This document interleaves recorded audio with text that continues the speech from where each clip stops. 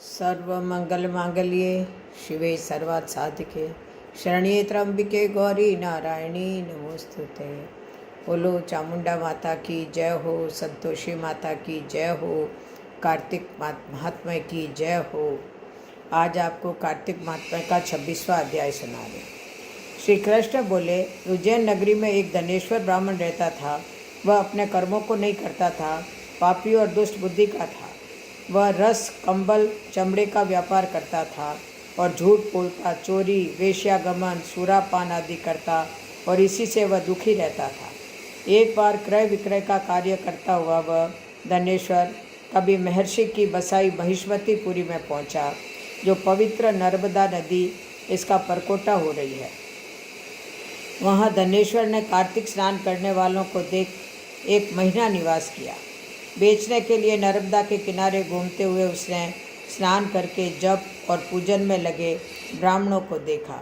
कोई पुराण पढ़ रहे थे, कोई सुन रहे थे, नृत्य, गाना बजाना, विष्णु के चरित्र सुनना, कोई तुलसी माला पहन रहे थे, ऐसा देखा।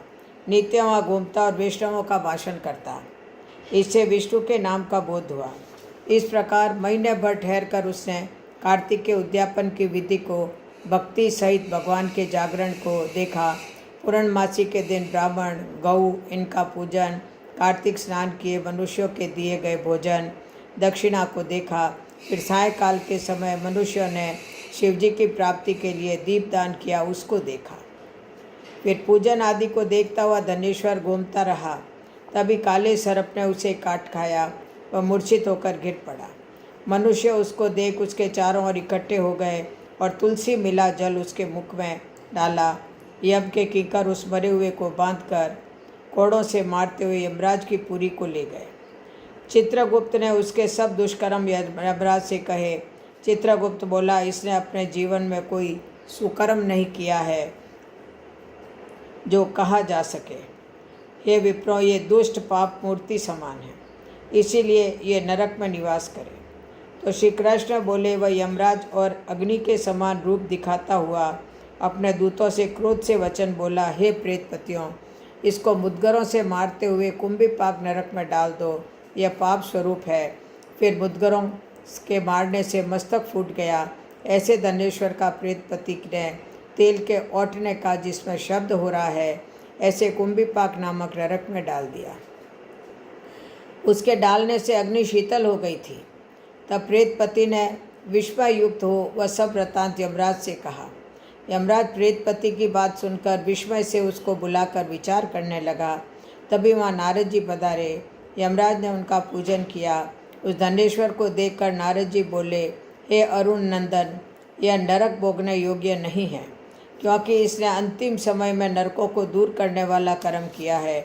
जो पुण्य करने वालों का दर्शन, स्पर्श तथा संभाषण सुनता है, वह पुण्य के 6ठे अंश को पाता है।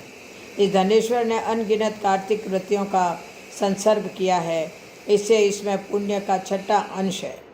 इसने उनकी सेवा की है, इससे संपूर्ण व्रत का भागी है, क्योंकि व्रत से मिले पुण्य की संख्या नहीं है।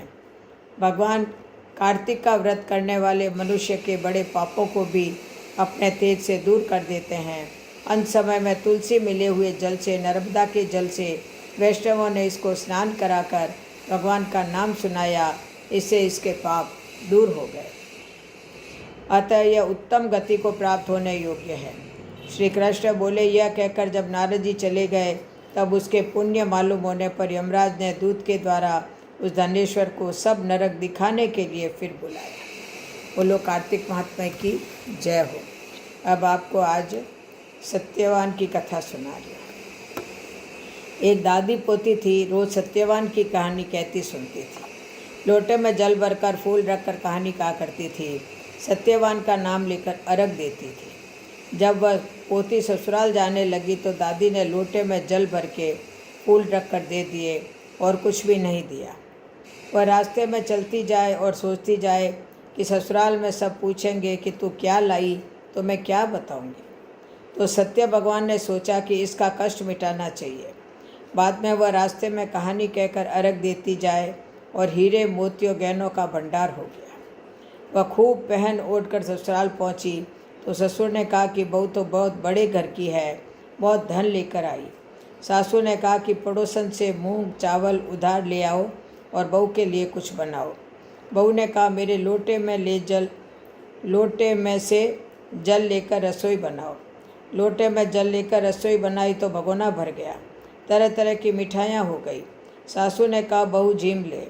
वह बोली कि ससुर जी ने नहीं खाया, आपने नहीं खाया, पति ने नहीं खाया, इसलिए मैं कैसे खा लूँ।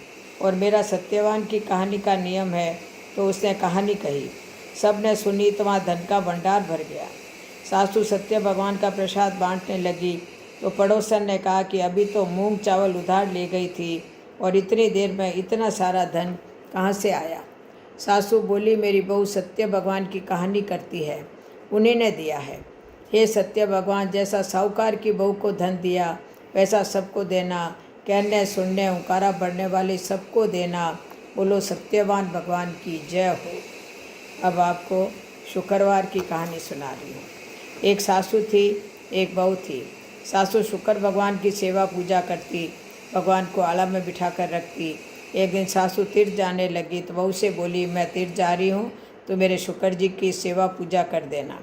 सासू तो चली गई परंतु बहू ने पूजा नहीं की। सवेरे वो नहाने लगी तो शुक्र जी उसको देख देख कर हंसने लगे। हंसते देख कर वो पिनियारियों से बोली ये मेरे को देख देख कर हंस रहा है, इसको तो अपने घर ले जाओ। पनियारा बोली हमारे घर में भी बहू बेटियां हैं तो मैं तो नहीं ले जाते, तू कहे तो बाहर गड्ढे खोद कर उसमें गाड़ दे। बहू बोली गाड़ दो। पनियारियों ने मूर्ति ले जाकर बाहर गड्ढे खोद कर उसमें गाड़ दी। उसके बाद उसके घर का सारा धन निपट गया, मतलब ख़त्म हो गया। उसके पति ने पूछा अपना सारा धन कहाँ गया। वह बोली तेरी माँ तीरथ गई, वो लेगी होसी। थोड़े दिन बाद उसकी माँ वापस आ गई। माँ से पूछा सारा धन कहाँ ले गई, यहाँ तो कुछ भी नहीं रहा। तो माँ बोली कि मेरे को तो जो हाथ से दिया उतना ही ले गई, मेरे को क्या पता कहाँ गया। माँ अपने शुक्र जी को देखने लगी तो मूर्ति नहीं थी। बहू से पूछा मूर्ति कहाँ गई। बहू ने कहा कि मुझे देख देख कर हंस रही थी तो मैंने पिनियारियों को दे दी। पनियारियों से पूछा तो उन्होंने कहा कि हमने तो बाहर गड्ढा खोद कर गाड़ दी। सासू मूर्ति निकाल के लाई, उसको नवा डलाई धुलाई, फिर सेवा पूजा करने लगी। पीछे उनके वैसा ही धन हो गया। बेटे बहू बहुत पछताए कि हमारे से गलती हो गई, हम भी सेवा पूजा करेंगे। हे शुक्र जी महाराज, जैसे बेटा बहू ने दिए वैसे सबको देना, बेटा बहू को दिया वैसा किसी को मत देना, और जैसा सासू को दिया वैसा सबको देना। कहता ने सुनता ने हुकारा भरता ने अपने सारे परिवार को देना। बोलो शुक्र भगवान की जय हो। अब गजानन जी की कहानी। एक ब्राह्मण का लड़का विनायक जी की खूब सेवा करता था। उसकी माँ उससे बहुत लड़ती और कहती ये सेवा पूजा छोड़ और काम धंधा कर, सेवा पूजा काम नहीं आएगी। रोज़ झगड़ा होता। एक दिन लड़का विनायक जी का नाम लेकर घर से निकल गया और सोचा आज विनायक जी से मिलकर ही इसका उपाय पूछूंगा, वह तभी वापस घर आऊँगा। लड़का वियावान जंगल में पहुँच गया। विनायक जी ने सोचा ये मेरा नाम लेके घर से निकला है, इसे बाघ वगैरह न खा जाए, इसे तो बचाना ही पड़ेगा। बूढ़े ब्राह्मण का वेश धरकर विनायक जी आए और बोले लड़के कहाँ जा रहा है। लड़का बोला विनायक जी के जा रहा हूँ। विनायक जी बोले कहाँ मिलेंगे। तो लड़का बोला जहाँ भी मिलेंगे वहीं जाऊँगा, पर ज़रूर जाऊँगा। विनायक जी उसके प्रण से बहुत प्रभावित हुए, उसको दर्शन दिए और बोले मैं ही विनायक जी हूँ, बोल क्या चाहता है, कुछ मांग। तो लड़का बोला मैं तो मांगना ही नहीं जानता, क्या मांगूँ। तो विनायक जी बोले फिर यहाँ क्यों आया है। तो सोच विचार कर लड़का बोला घोड़ों और लगाम मांगो, पूछो गजराज को, महल मांग के मालिया मांगो, डोलियो हिंगराज को, पुरसन वाली ऐसी मांगू जाने फूल गुलाब को। विनायक जी बोले लड़के तो बहुत चतुर निकला, अनजान बनकर सब मांग लिया, पर कोई बात नहीं, ऐसा ही हो जाएगा। लड़का वापस घर आया तो देखा पीढ़े पर एक छोटी सी दुल्हन बैठी है। घर में बहुत धन दौलत, हाथी घोड़ा लाव लश्कर हो गए। लड़का अपनी माँ से बोला देखो माँ, इतना प्रताप है विनायक जी में, ये सब उन्हीं का दिया है। माँ बहुत प्रसन्न हो गई। हे विनायक जी भगवान, जैसा उस लड़के को दिया वैसा सबको देना, सबका भंडार भरना, कहते न सुनता न हुंकारा भरते वालों ने सबको देना। बोलो विनायक जी महाराज की जय हो।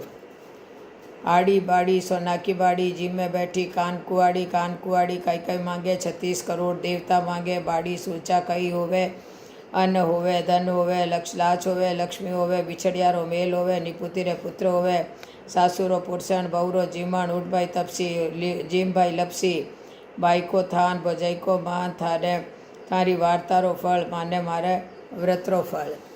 बोलो विनायक जी महाराज की जय हो, उस मातेश्वरी की जय हो, कार्तिक महात्मा की जय हो।